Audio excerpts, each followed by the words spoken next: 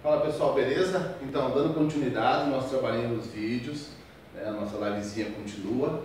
Essa semana a gente vai falar na live sobre a Grécia, cultura e sociedade.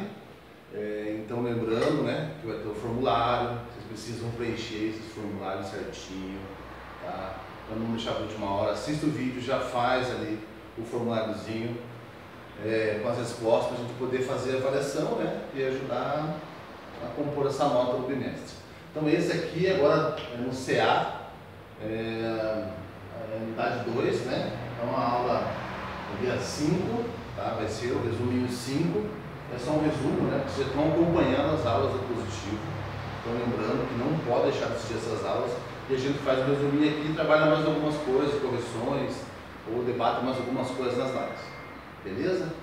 Então aqui, quando a gente fala em Grécia, cultura e sociedade, as cidades e estados gregas, né, eram autônomas politicamente, mas tinham uma unidade cultural, que podia ser encontrada na religião politeísta e em parte também era linguística. Então, gente, Grécia, lembrando, a gente trabalhou no trimestre passado, nas cidades-estados, né? Então elas eram independentes, mas culturalmente elas tinham ligações, até de parentesco, uma cidade ou outra, parecido. Então, e linguística também e politeísta. A sociedade aqui, tá? Lembrando que está no CA, quem for acompanhar, na apostilinha no CA, no conteúdo 5. A sociedade. Então ali quando a gente fala em sociedade, geralmente os gregos se organizavam em 3 diferentes grupos sociais. Então eram as camadas sociais que esses gregos se organizavam. Então temos aqui os homens, grupo de homens ricos, proprietários de terras e descendentes dos fundadores das cidades. Grupo de homens livres, pequenos proprietários de terras, artesãos e comerciantes. E a camada mais baixa, porque é o grupo formado por escravizados e servos. Então ali o primeiro são mais a elite da sociedade, pessoas ricas, né, que tinham terras, e normalmente essas terras eram dos fundadores dessas cidades-estados, então quando eles fundaram já adquiriram bastante terras nesse sentido. Grupo de homens livres, pequenos proprietários de terras, artesãos e comerciantes. Então pequenos comerciantes, homens livres. Como a gente fala livre, porque é o contrário aqui do último, né? Que são escravizados e servos, que eram pessoas que perderam batalhas, acabaram sendo escravizadas, servos que serviam ou por dívida, né? Alguma coisa parecida, acabavam virando escravos, ou a necessidade, como passar fome, acabavam se escravizando também. Ali temos também os principais alimentos dos gregos antigos, né?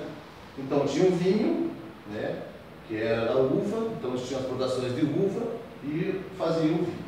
O azeite também, né? Tinha as oliveiras na Grécia, até hoje ela tem ainda, né? Que são azeitonas, como a gente falou na live já, são azeitonas, e elas viram um óleo também, que é o azeite. Tá?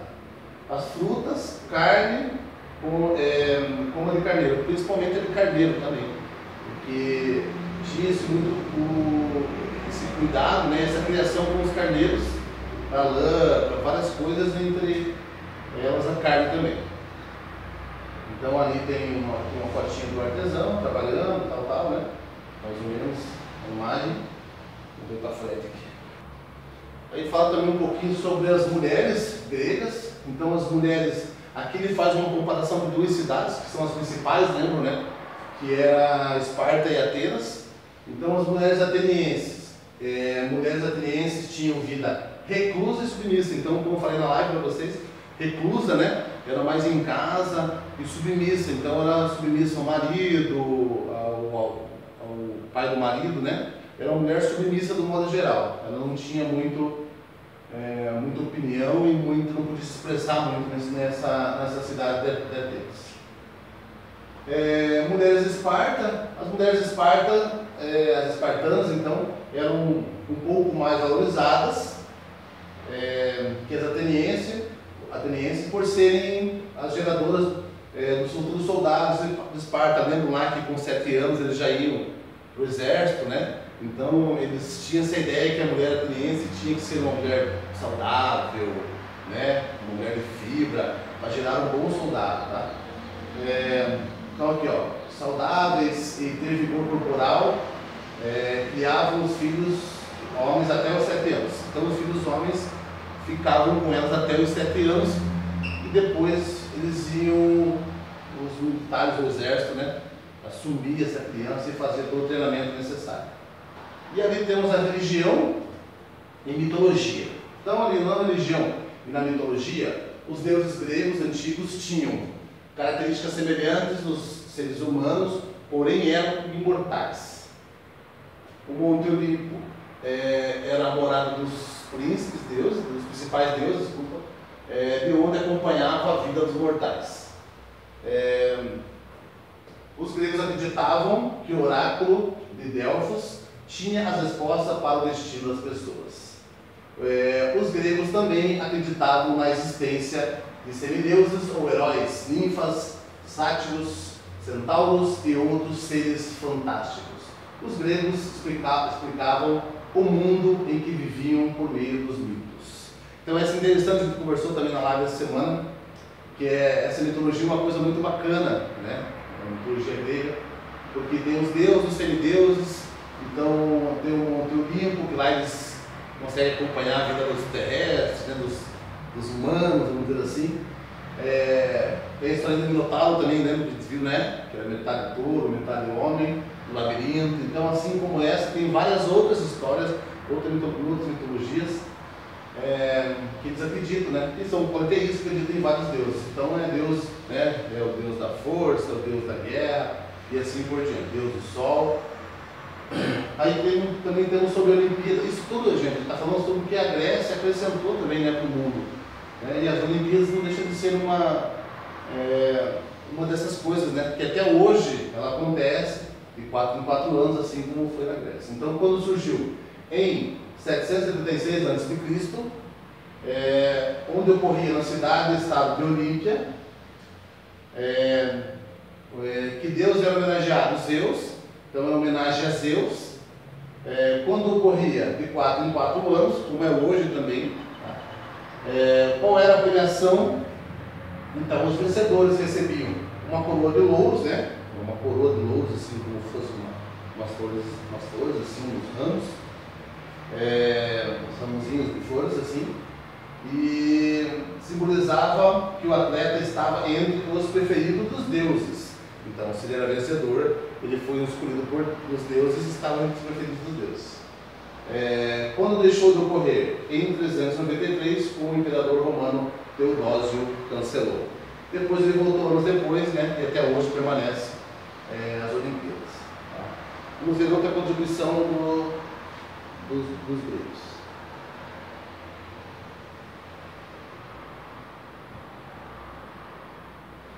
Então ali temos o teatro também, que é uma contribuição muito bacana. Ali o teatro surgiu na Grécia Antiga durante as festas em homenagem a Dionísio, deus do vinho, que era o deus da festa do vinho. Somente os homens poderiam atuar para interpretar diferentes personagens, inclusive os papéis femininos, mas seriam os homens que deveriam interpretar. Eles utilizavam máscaras, né? No caso aqui está simbolizando máscara de palhaço, de bobo da corte, de mulheres, então sempre utilizavam máscaras. Outra aqui. Com o teatro surgiram diferentes gêneros, a tragédia e a comédia, né, que até hoje nós temos aí. Então a tragédia é a história de luta do herói contra o destino com um fim trágico. Sófocles, Ésquilo e Eurípides foram os principais autores. Então alguns autores desse período faziam algumas tragédias, né, escreviam tragédias para serem interpretadas. E na comédia temos a sátira a respeito de governantes, intelectuais de Atenas. Aristófanes foi um dos autores da comédia. Então eles faziam até críticas, né, de certa maneira, assim, contra os governantes ou contra alguns intelectuais da época, mas de uma maneira mais comédia, mais engraçada, para não ficar uma coisa tão tão direta assim. Tá? Era uma crítica assim, mas faziam personagens engraçados daquela pessoa ou algumas situações que aconteceram, né, na cidade de modo geral. Então ali temos a filosofia, ciência e arte. Tá? Está escrito lá em cima, os três aqui. Então a filosofia surgiu na Grécia Antiga como forma de buscar respostas relacionadas às questões da vida humana, diferenciava-se da mitologia grega, pois procurava explicações com base na razão. Sócrates, Platão e Aristóteles foram alguns dos filósofos gregos. Isso é muito interessante porque, gente, porque ele sai da mitologia, né, sai um pouco dessa, tentando explicar o mundo através dos deuses. A ideia da filosofia é explicar com a razão humana, né, com o raciocínio humano, com o pensamento, com o lado crítico, investigativo. Isso a gente vai ver depois também com o renascimento cultural, o nascimento, né? Vai ver no 8º ano, vocês vão trabalhar isso também.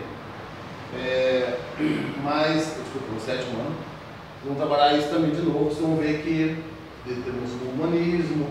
Então essa aqui da parte da filosofia, ela realmente trabalha um pouco mais a razão, né? O raciocínio da pessoa, tenta explicar as coisas de maneira mais concreta, assim, né? Um pouco mais fora da mitologia. E aí tem alguns autores, né? Alguns filósofos nesse sentido. Então aqui na ciência temos a matemática, avançou com a observação da humanidade e da natureza, o raciocínio e a elaboração de experiências. No caso Arquimedes foi um dos matemáticos gregos. A expressão eureka é atribuída a ele, né, ao descobrir a explicação do espúcio. Medicina foi na Grécia Antiga, que viveu Hipócrates, de Cos, considerado o pai da medicina. O ditado mente sã, corpo são, vem da civilização grega antiga. Então são alguns também da ciência, né? Já se tinha o pensamento, no caso Arquimedes já tinha essa elaboração, tentando explicar as coisas por raciocínio, já tinha esse pensamento diferenciado, longe, como eu falei, da mitologia. E na arte aqui, né, a escultura, então temos aqui o estudo do corpo humano, influenciou a arte grega.